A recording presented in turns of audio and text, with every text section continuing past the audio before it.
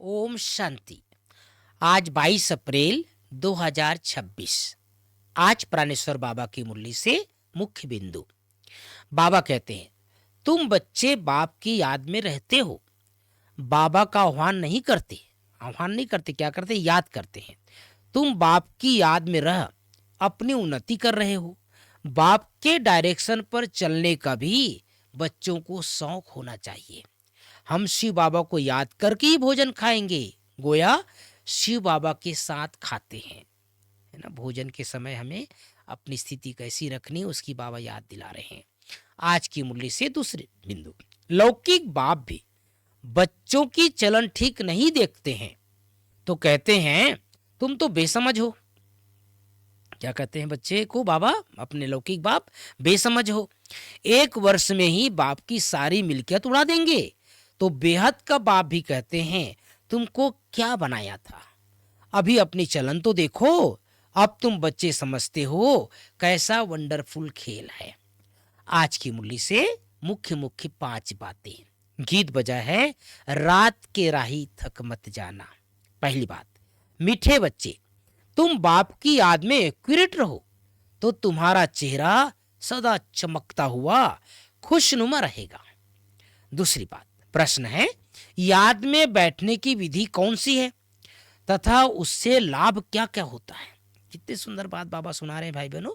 याद में बैठने की विधि क्या है और क्या लाभ होता है। उत्तर है, जब याद में बैठते हो तो बुद्धि से सब धंधे दोरी आदि की पंचायत को भूल अपने को देही आत्मा समझो।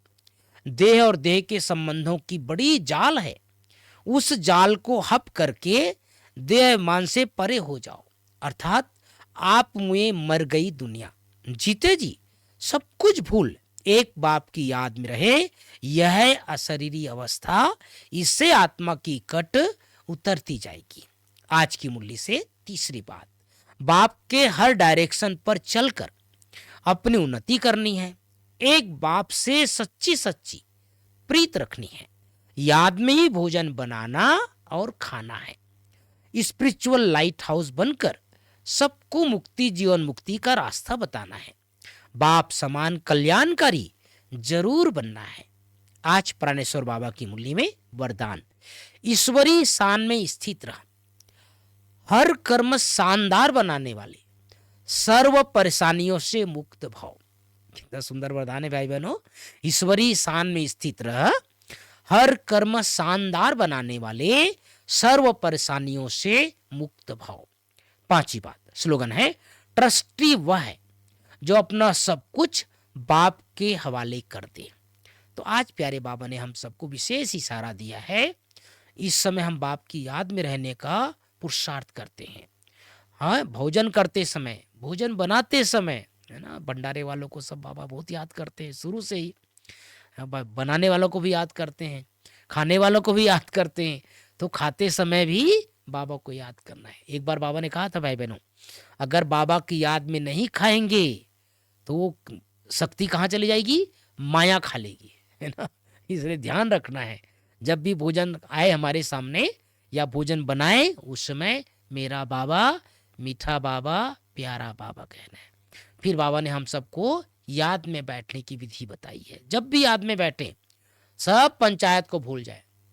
देह और देह की दुनिया, कारोबार की बातें, दुनिया की बातें, समाज की बातें, संसार में क्या हो रहा है इसकी बातें, सब भूल जाओ। एक ही तरीका है, अपने को आत्मा समझ करके शिव बाबा के प्यार में लवलीन हो जाना है। इससे चेहरा चमक जाएगा। बाबा ने कहा ना, इसे याद में रहेंगे तो क्या होगा, चेहरा चमकता हुआ खुशनुमा बन जाएगा। ओम शांति, ओम शांति।